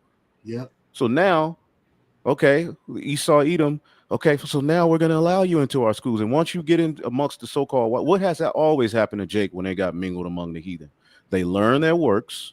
Because again, as the elder just showed you, he just talked about after we were rolled around like dice and thrown out into the world after slavery, after the hardcore slavery, we went into contractual slavery through particular jobs. We were given from the slave master to the banker through emancipation. Jake started to Jake was figuring it out. Even after slavery. So Esau was like, okay, I'm gonna do it past the Jim Crow, this, that. Then feminism was kind of like the last final body blow. Our men went to the Vietnam War, became drug addicts. So Esau, Edom is always, this is Proverbs 12:26. The righteous is more excellent than his neighbor, but the way of the wicked seduceth them. And that's what our people are. The Lord set us up to be way more excellent than these nations. But the ways that they have is seduced our people, the idolatry, the abominable acts, their delicacies, i.e. their foods, right? And a lot of times that was able to be pushed on the men of our people through the women of them nations. Fuck with them nations, women, and falling in love with them, we forgot about our Lord and we started following their idols. So that even destroyed us even more. So again, like we're supposed to be separate. Look, ain't nothing wrong with segregation. The Most High Yahweh Bashim Shai is an extreme segregationist. He created the world to be separate. He didn't want us to all be mingled together unless we were doing something, unless they were doing something for us. You know what I'm saying? Working for us, or we might exchange goods. King Solomon married into these different wealthy elite families because he was a wealthy elite, and he had to make, back then when you married a woman, it afforded you rights within that land with that woman's father. Absolutely. You know what I'm saying? So it wasn't just Solomon wasn't just marrying a woman for the sake of having the ability to do it. He was making connections, bro. Connections. So like, look, I can push my substance through Egypt because I got one of his daughters. Right. He married the queen of Ammon, the queen of Egypt. These were daughters of nobility. Yeah, nobility. A lot of rights and privileges came with that. So it wasn't just for the sake of doing it. Obviously, in his older years, it was meant for him to go off, and he did that. But the point of the matter is that we're more excellent than our neighbors. All right. We don't need these nations. These nations need us. We don't need these nations to thrive. There was a guy, I saw a video earlier today. He was saying how black people are the most amazing people. Black American people are the most amazing people because here's a people that actually started with zero. They had nothing, and then they made all of this stuff for themselves. You know what I'm saying? So, yeah, let me go play this a little bit. In China, the formula worked well. The word landlord became almost an invective. Those who worked for the government were looked upon as grafters. The government under Chiang Kai-shek was reviled as an enemy of the people, a fascist tool of the ruling class. Those who refused to support the agrarian reformers were subject to surprise visits from roving guerrilla bands.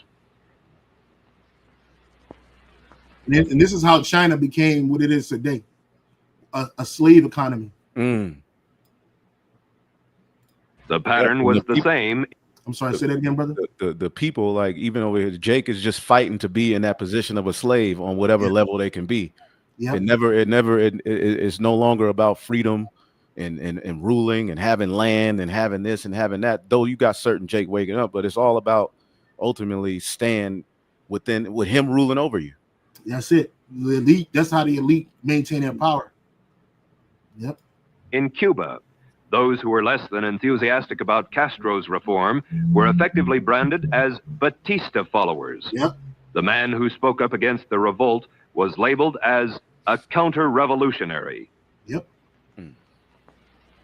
Algerians who saw through the fraud and endeavored to warn the nation or their neighbors were vilified as extremists, colonialists. And that's what we're going to be called. We're going to be called extremists.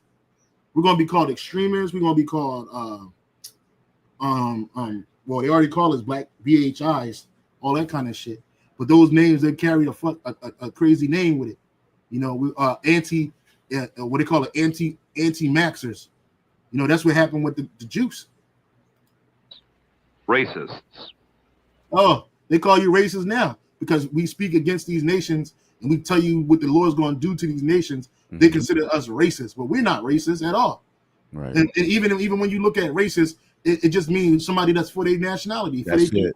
That's another thing he does. He weaponizes words. Yep. The word racist in its purest form just means that race is Latin for raza. Ist is a suffix for something you advocate for over others. So really the pure racism isn't going around harming people because you're better than them. It's that you love your people and deem your people, all right, more important. You're for the interest of your people over the interest of others. Absolutely. Fascists. Torture, death, and the fear of torture and death were also most effective weapons against those who might resist the tyrannical takeover. And that's what's coming now. That's what's coming. That's what's coming. You read that in the book of 2nd Esdras, chapter 16, verse 70 on down. You're going to have that. They're going to be like madmen sparing none, but spoiling and destroying those that fear the Lord. All because we ain't with their system. So they're going to try to torture us. Lord willing, we probably the elect. The most they're going to get out of us is chopping our heads off. But they're going to try to torture you, separate you, kill your kids. Look, these are children. These children had nothing to do with what was going on over there. These are babies, and they killed them. The number of atrocities committed in the name of freedom upon the Muslim people averaged nearly 20 per day. Cut this man's nose off, cut his ears off, bro. That's some colonial, that's some Edomite shit. That's what they did to Gad, Reuben, Issachar, Manasseh, to the so-called Taínos. For every day of every month, for 7 years. That's a complete number. So for 7 years, every day, every month, they were killing people that wasn't with the system. Motherfuckers. The next step in the communist strategy is the most easily recognized, for it consists of the tactic of getting masses into motion, and thus precipitating mob violence. Master psychologists that they are. So there's more, but I got a couple more videos. I wanted to try to look for this one portion of the video where they speaks about, this whole video is good, but this guy right here, he talks about how he was set up to do what he did. I'm gonna play this real quick. Public behind the humanitarian banners of jobs, security, civil rights, and peace.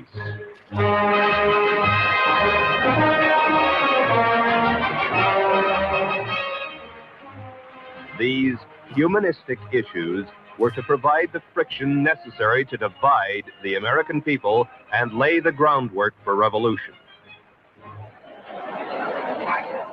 I am Leonard Patterson. When I was a young man, only 23 years old, I joined the Communist Party. I was a member of the National Executive Committee of the American Young Communist League.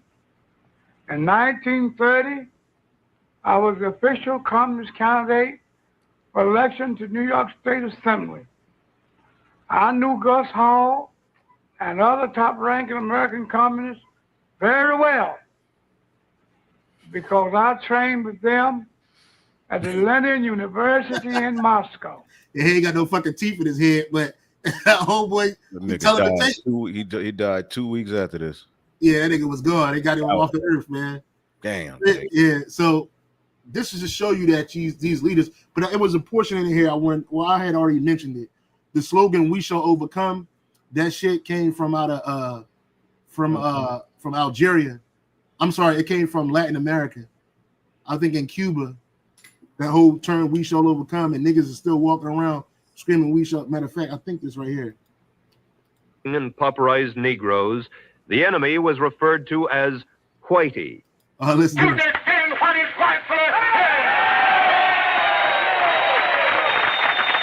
Which another thing too, them Edomites, those Southern Edomites, they were communized too. They didn't know that the same shit that they was doing to us, they were doing to them too, except making these differences amongst each other. And so the seeds of dissension were sown among both the black and the white races. And inexorably, the people of the United States were being divided according to plan. Among the so-called downtrodden and oppressed, among the supposedly starving and pauperized Negroes, the enemy was referred to as whitey. Right, and this guy right here, this is John Lewis. He's a Boule member. He's a member of Sigma Pi Phi. So is Martin Luther King and many other so-called leaders of the civil rights movement. Mr. Charlie. Mr. Charlie. The man. The man. And the Andrew, this is Andrew. I think it's Andrew Lewis, Andrew Davis, this piece of shit. He's still alive too. He's a member of the Atlanta Boule as well. Ofe. Ofe. I ain't never heard that one before. So I call it Esau Ofe. Watch out for well, hey, he has a name today. So they're going to think, oh, he calling white people Esau, Edomites. They're going to use all of that. You see? But that's his real name. That's who he is. But they ain't going to put that on blast too much because people going to start looking it up. But today, Esau has a different name. Right? But his name is his true name, which is Edom. Esau Edom. He's not white. He's not whitey. He's not Mr. Charlie. He's not the man. Phase 1 was well on its way. Now it was time to implement Phase 2. Create the appearance of popular support. And they use your leaders to do so. Okay, so I also got this too, just to show you how, let me stop sharing this real quick. Create the appearance of popular support. That's what Kamala was doing. Yeah, absolutely. They made it seem like everybody was on her side. Everybody loved her. She was the most, she was a babbling buffoon, you know? And what they did with Trump too. They made it seem like everybody loved this guy. Love this guy. Yeah. Popular support, baby. Yeah. All right, hold on. Let me share this other screen. Hold on, brother. And they use celebrities, these gatekeepers, and a lot of these people are part of that Boule as well. Which we went more into the Boule in part 1. If you haven't seen part 1, check that out. You know what I'm saying? Yeah, absolutely. This is just wanted to show you this little old nigga. He looks like Satan. This black nigga right here. So this is the Kappa Boule. This is the Boule out of Atlanta, Georgia. A lot of well-to-do leaders come out of the Kappa Boule, and these are men. Most of the time when you think about the Boule, you think about well-to-do individuals like LeBron James and people that you're familiar with. But in reality, that these guys have penetrated all aspects of society, even low Americans. Roland Martin's a part of it. Yeah, Roland Martin's a part of the Boule. He's a Sigma Pi Phi member. All them niggas, anybody that's talking to you, even your local councilman, even your mayor. It might be a guy, a so-called black. I'm slack. I gotta do this video. Hold on. Even your supervisor at your job. This nigga, he's in there. He's in there. These guys, you never seen these guys before. You never talked to these guys. They're not famous, but they're in it. They're in it. And just the top cream of the crop men in Atlanta during, including decided to expand to the South after World War I. But it's also one of the most active. It was 1920, and it was just after World War I, and the Boule decided to expand to the South, and the grandsire Archon Harry Pace. A lot of these dudes are terrorists too, man. That set this shit up. A lot of these niggas are terrorists, man. His daddy was an Edomite, and he was well off. Selected some of the most prominent men in Atlanta, including Archon John Hope, of course, who was president of Morehouse College, medical Dr. Henry Butler, and just, Hey, could you pause it real quick? I got that definition for Archon. We brought it out in the last one, but I'm gonna bring it out real quick to show that this all goes back to the Greeks. When we read about Hellenization, how ultimately certain leaders at the time of the Maccabean Empire sold out to help the Greeks bring our people over into the Greekish fashion. It's the same thing with these leaders today. All right. The word archon is an ancient Greek chief magistrate. So why are so-called blacks calling themselves after Greek titles? In ancient Greece, the archon was the chief magistrate or magistrate of many city-states, yada, yada, yada.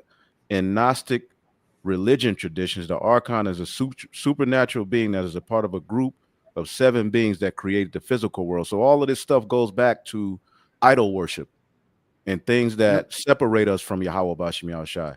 The word boule, all of that, it goes back to what?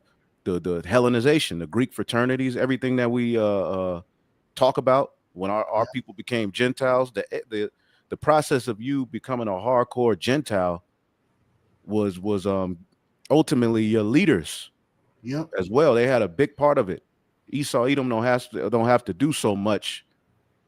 All right, he could just set up leaders to basically lead you completely astray now, and you be fighting over whatever madness they're telling you.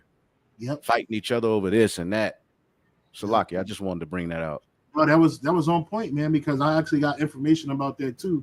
It just shows you that your leaders, whether they're your local, whether they're your state, whether they're your federal, whether they're your famous or non-famous people, your leadership is all compromised in the so-called Black, Latino, Native American communities. Everybody is back. Somebody said everybody's back in their lot. And a lot of our people, you're right. These people, they were the same people in the ancient world. Like a lot of people, they don't understand the scriptures or understand Israelite history. You got to understand, we've always had aristocracy amongst our people. And the enemies will always target the noble first to either to influence or even to threaten the nation. So you get people like You get people like Jason, the high priest. You get people like him, and Caiaphas, the high priest, and the Sadducees and the Pharisees at that time. That these people had prominent roles within our nation, and they were able to. It made sense to Esau versus coming in with the hammer. Well, let me get his people to turn against them first. I think he tried to do it. It might have been Epiphanies the Fourth. He tried to get Eleazar, I believe, to act like he ate pork. Yep. To act like he did it, just so he can get his people to do it. But he had integrity. He ain't do that shit. You know. That's why they were so mad at the publicans, because basically they were the tax collectors, and they were weaponized by the Romans to pretty much charge interest. You know, put hell on Jake to and they will be able to keep the little extra that they were able to finagle Jake out of. Yep. You know what I'm saying? So all of these things, again, as that brother put, the end is come. Everybody's back in their lot. You know. Yep. Everybody's back in their lot. Absolutely. Ooh, some heavy precepts, but go ahead, you got it, bro. Brought me in Atlanta during that time, and he said, and I quote, that this is as fine of a Boule as any that has been established. This assemblage of legendary leaders from so many fields. Some of the pioneering men in Atlanta. A.T. Walden was a lawyer, and at that time we didn't have many lawyers of color. He was just one of the outstanding defense lawyers of that era. But he took those cases where it was difficult for him, not only for him, but for a person to be found innocent. And he was what we would refer to at that time as a fierce lawyer. Atlanta itself as a talent pool that we've been able to draw on and have great leaders within Kappa and in our city. So many individuals in the Atlanta. Yeah, he said the talent pool. That's what they do. The talent. That's part of the talent and TIF method. You know, get the top talent in the community, and don't let them be grassroots leaders and teach their people. We let them be drawn into this group of men and work for Esau and see the benefits of being a part of this organization. You know, kind of area who were influential and decision makers, and he said people that were influential and that were decision makers. I'm gonna leave it there because I want to share this. I'm gonna leave that right there. He said influential makers, influential people, and decision makers. Okay, that's why they went after the high priest. Yep, because he was what? Israel. Yep. He was influential and he was a decision maker. Okay, and this is to show you can't trust these people. You got leaders. The real ones are the apostles and the bishop elders and the elder brothers of Great Millstone. These are the true leaders. So I have found this right here. Well, I have brought this out in the last lesson. It says local indigenous elites frequently played a significant role in embracing and promoting Hellenism, just like they're doing today. And then I typed in, what role did the indigenous elites frequently play? What role did local indigenous elites frequently play a significant role to? Roughly paraphrasing. It says, yes, local indigenous elites often played a significant role in promoting Hellenism among Jews. Hellenism was the adoption of Greek culture, language, religion, identity by non-Greeks. The spread of Hellenism after Alexander the Great's conquest influenced Jewish life in Judea and the diaspora. Here are some of the ways Hellenism influenced Jewish culture. Hellenistic Judaism blending the Greek Jewish cultures resulted in a new literary philosophical works, including adaptations of Jewish texts. The Septuagint, which allowed Greek-speaking Jews to read their religious texts in their own language, was a significant outcome. Biblical books. The biblical books of Ecclesiastes and Songs of Solomon, written during the Hellenistic period, reflected Hellenistic ideas. King Herod I of Judea built a Greek theater and amphitheater in Hippodrome in or near Jerusalem. And I did some research on this guy. Yeah, this dude was not one of, well, everybody knows already, he wasn't one of our people, but they placed him in a position of leadership. And then it says the book of Ecclesiastes don't push, Hellenism. No, they don't push Hellenism. No, not at all. This dude, this is what he said. This is what they say. Yes, Esau, man. Yeah, Esau's out of order because Ecclesiastes and Songs of Solomon were written well before the Greeks had ever had any interaction with us, because King Solomon wrote it. So it says, how does the wealthy Black Americans influence the working class Black Americans, right?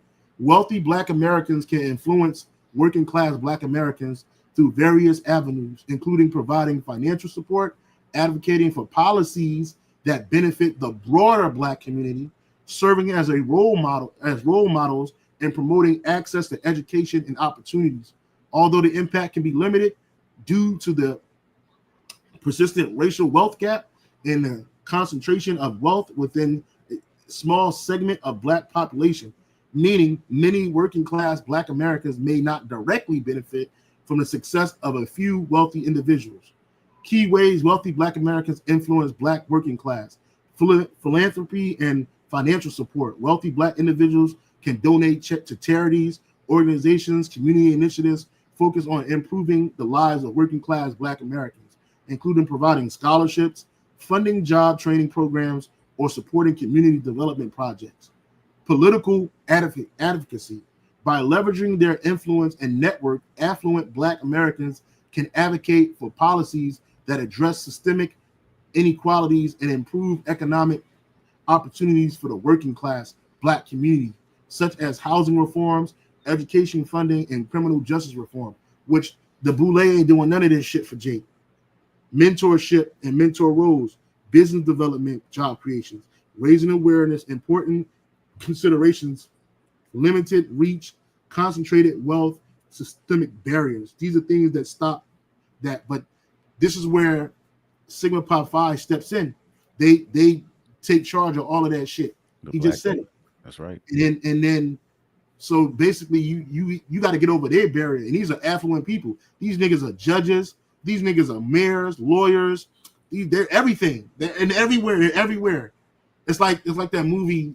They was it with the glasses, and you can say they live. Yeah, niggas sell out and become part of the industry. And these you don't know who they are unless you got glasses to see.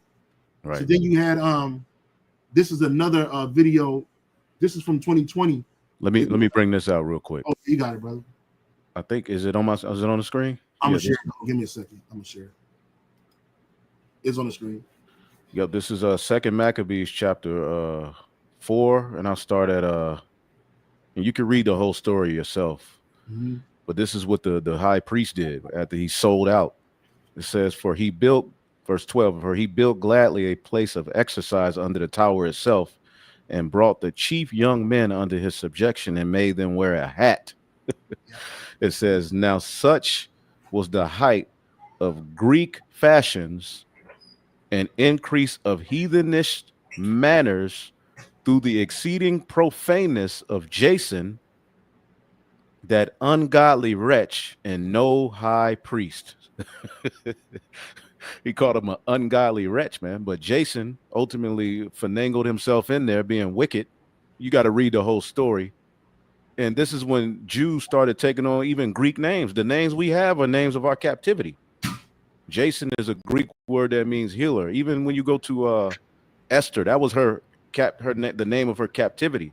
But as you can start to see, Jews started to basically take up on the Greekish fashions, and they started with the youth through the leadership, through the men who were supposed to be looked to, all right, as the noblemen or the one who were problem solvers, as the elder just brought out, and they replaced it with people who were profane. So these leaders were able to bring our people into complete obscurity and madness, man. You pick P. Diddy telling you to vote or die. Yep. Okay, you got the same crap going on today, man. Bull corning. Bull corning. You got it, bro. Yeah, this is Micah 3 and Mike. This is the book of Micah chapter 3, verse 11. Okay. That Micah hat 3. too. Yeah, which I did a lesson some time ago. I can't find it, but I did a great lesson on the hats and where it came from. The wearing of these type of hats that we wear today, and they come from the Greek era. They come from the Greek era. And our forefathers wore mitres. They didn't wear either nothing on their head, or they wore a mitre, which had an opening at the top. But we never wore things that covered our heads. So this is Micah. I'm not sure you can see. Yeah, Micah 3 and 11. The heads thereof judge for reward. A matter of fact, verse 10. I'll pray. Sorry, 9. Could you zoom in a little bit? Give me a second. hold on. How did I zoom in? That's all right. Well, shit, I thought it's cool. You can bring it up on yours because mine's a little further. No, you got it. It ain't that bad. You got it. Oh, okay, fine. So I'll just start at 9. Hear to this, I pray you, ye heads of the house of Jacob, and the princes of the house of Israel, that abhor judgment and pervert equity. And that's what the heads of our people have done. They did it in the ancient world, and they're doing it now. Mm-hmm. They build up Zion with blood, right? Because they allow this man to come in and destroy Jake. As long as they get a piece of the pie, they're good. They don't care. In Jerusalem with iniquity, which is sin upon sin, because that's what they bring it into us.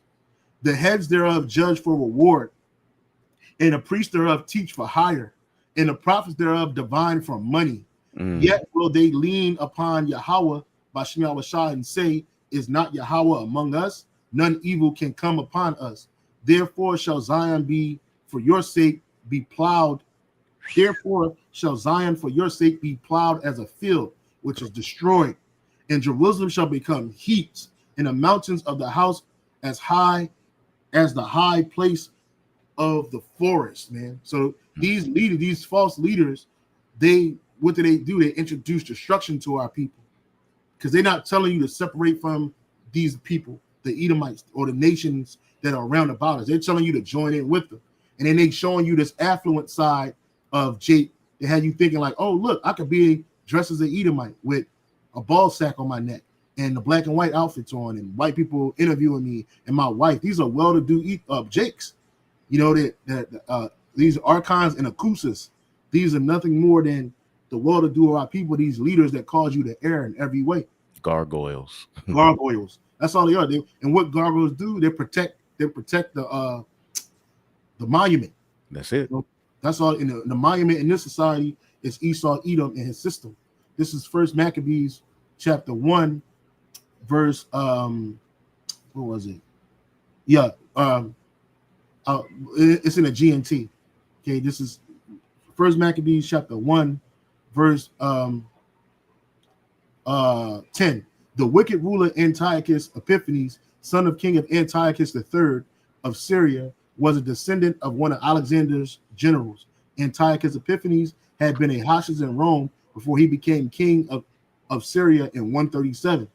At that time, there appeared in the land of Israel a group of traitorous Jews who had no regard for the law and who had bad influence on many people. They said, let us come to terms with the Gentiles, for our refusal to associate with them has brought us nothing but trouble. Because I had found this word out by Elder Rakaria Kwam. He said, in reality, we as Israelites are supposed to be xenophobic. Zaquan, can you look up the term for xenophobe? Mm-hmm. Right? So xenophobe really means that we stay away from people that's not of our kind. Right? This is how we were. This was made us separate too from these nations, because we actually took that serious, not mingling with the nations. And you get these so-called J's, these small hats, they try to exemplify xenophobia amongst themselves. Right? I got it. Yeah, you got it. Xenophobia is an intense fear or dislike of people or things that are perceived as foreign or strange. And that's right. And we don't have a fear of them, but we have an intense dislike for. We're supposed to have an intense dislike for them. In the kingdom of heaven, we're going to be extremely xenophobic. We're not going to be fearing these nations, but we're going to have a dislike for them, an extreme one. Mm-hmm. Right? Anything that's foreign or strange, because those things that are foreign and strange, they corrupted us in the ancient world and in the past and in this life. They're not going to corrupt us in the kingdom of heaven, but we still going to have an extreme disdain from these nations. There's going to be a separation, not only in our mind and our spirit, but even in our bodies, because these people are not like us. We're above these people. So again, when we separated from them, according to the scriptures right here, it says what? When we were in trouble, we got nothing but trouble. What, they attacked us? They tried to hinder us from doing the work.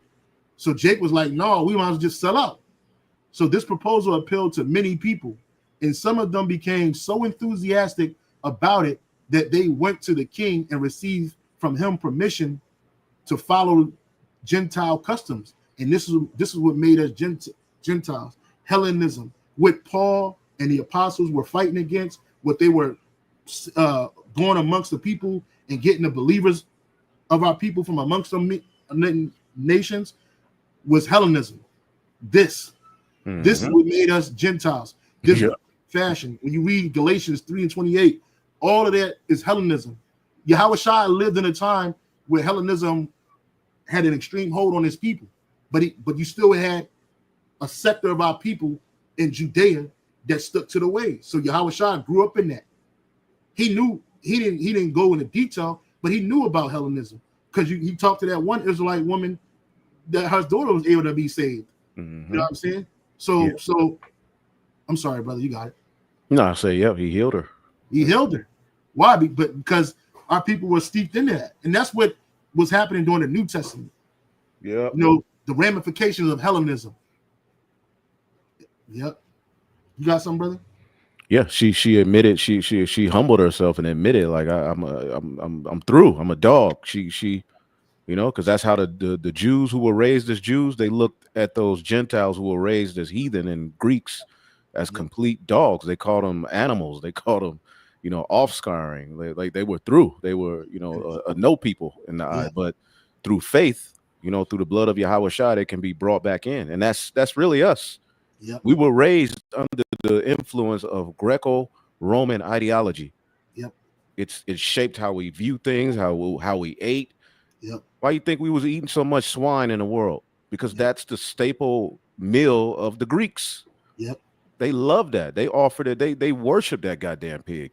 Yep. It's an animal that was created by the Lord. So in its own right, it's beautiful in its own right, but it's not meant for consumption. And because when you start consuming that, it makes you abominable because of what that animal and all other animals. It ain't just a pig. You got other animals that are considered abominable for us, and it's kryptonite. Sin and iniquity is our kryptonite on its side, But in the next, it ain't going to be. It says back in the GNT, they built verse 14, verse 13, and some of them became so enthusiastic about it that they went to the king and received from him permission to follow Gentile customs. They built in Jerusalem a stadium like those in Greek cities. They had surgery performed to hide their circumcision, abandoned the holy covenant, started associating with Gentiles, and did all sorts of other evils. When Antiochus had firmly established himself as king, he decided to conquer Egypt and rule the country as well as Syria, and it goes into that, But it was the elites of our people that forced Jake to go into this this unlawful way of living. And I had a little video here, but I don't gotta play this. But more videos about the Boule. You got it. I think you need to share your screen. Oh, I'm sorry. Yeah. I got more video. I had this article right here. It's like a video, but I ain't gonna play it. It just tell you the different life. This is life in ancient Judea, facts in housing and social structure. If you want, I'll play it, but that's crazy. It's already been an hour and 48 minutes. It don't even feel like it, bro. No, it don't, man. Like we feel like we just started, man. But time go by fast when you're the truth, man. One of the brothers in your camp, I forget that brother. He's a beautiful brother. He's always out there with you, brothers. The brown skin brother. He's always on your left side when we're on the video. Yadaka. Yeah, Yadaka. He always hear his voice saying, man, he says never enough time and it's never enough money, brother. I told him, I was like, man, I wish I could spend more time with you, brother. He's like, it's never enough time, never enough money, brother. So yeah, it's the truth. Yep.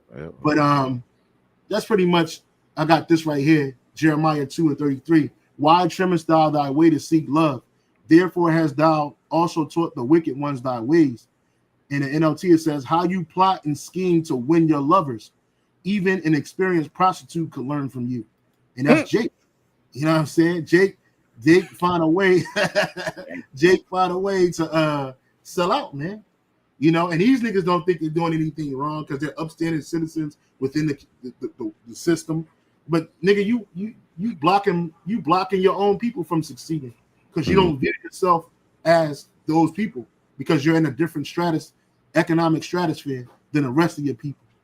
But we know what's going on, and you niggas gonna be destroyed. You false leaders, you Boule members, you false leaders, that was set up to to lie to our people, the Lord's going to destroy you, nigga. Putting on dresses, kissing men, and doing all of that. That's and you look at it. They set Jake up with these entertainers and leaders, and Hellenistic things become normal. Yep. Things that were once taboo amongst so-called, blacks, and the rest of the tribes too. It becomes normalized. It becomes, now you're laughing at Shanae. Yeah. You're laughing at, even going Wanda. back further, Wanda, even going back to Flip Wilson, Geraldine. Now that becomes that again, these niggas are set up to make sin a part of your culture. That's right. Tupac. Yeah. All of these niggas were set up as talented as they were used to invoke demons into your everyday life as normal. Yep. So where now you singing a song, me and Mrs. Jones, you singing about popping another man's wife. Keep it on the down low. Yep. The shit sounds amazing when you hear the beat, but what's over it? It's a spell. It's leading you over. And a lot of these dudes that we're talking about, these singers, they're a part of the Boule as well. Yeah, I'm gonna show you this real quick. I'm not gonna play it because it's music, but this is Al Green on Soul Train in the 1970s, and look what he got on. Look what this nigga got on. Hold up. Look what this nigga got on, bro. Sure. This nigga got a pocketbook, some coochie cutter shorts on, a fucking pimp hat, and a chain. And then if you look at this shit, old girl in the background, look at this nigga like, what the fuck is this nigga got on? Tripping. Like these from the 70s, bro. I don't know. Can you see it? I see that nigga. Yeah, you see this nigga? Look at this nigga got a purse on, and he got a fucking some coochie cutter shorts on, and a pimp hat on. Nigga, this was never in style, nigga. I ain't never seen a nigga in the 70s wear this shit. But this is what they was pushing to Jake back in the day. Yeah, Jake said Sammy Davis Jr. had a dress. God, yeah, all them niggas. Niggas was tripping. Wilson, all them niggas. But yeah, this nigga was on Soul Train dressed like this. I remember this from years ago. And old girl, look, there's a scene in here. Shorty in the background, look at this nigga. What the fuck this nigga got on? Mm-hmm. You know what I'm saying? Look at everybody in the crowd. Everybody dressed like that. Yep. But this nigga got this bullshit on, dancing. They dancing, singing "I'm so tired of being alone." Yeah, Jake. Finish your thought. Finish your thought. The whole time he was a faggot. Yeah, he was a faggot. And again, people think this is innocent behavior, but they don't know that a man dressing as a woman is tied to an idol. A woman putting on a man's armor, that's tied to different gods. This is how the nations, the heathen, worship their gods. This is how they paid homage to their gods by a man dressing as a woman. So Tyler Perry, brought you over, to the heathenistic fashions. And it became our movies, our entertainment. Look at this nigga. Yeah, Geraldine. He acting like and then so you don't understand the power of a man's clothing and a woman's clothing.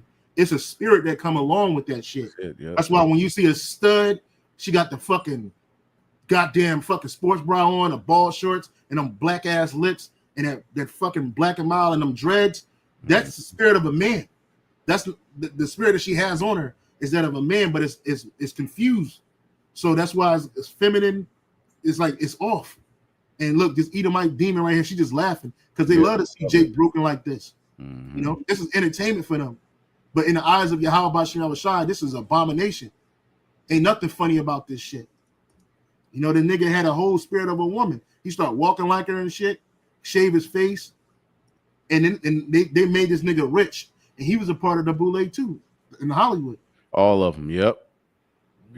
So you see how Esau Edom sets up leaders over you, right? And he's able to make sin, all right, your plight, your culture, what you're fighting for, you know, and in the end, you know, the culture, the men get degraded, the women get degraded, the children are a prey, and ultimately we lose. This is why coming back to Yahweh Shem Shai is important, and to undo all of that madness you learn, being immersed in Yahweh Shem Shai, making your body a living sacrifice, being not conformed to this world, because this world will have you against the Lord unknowingly.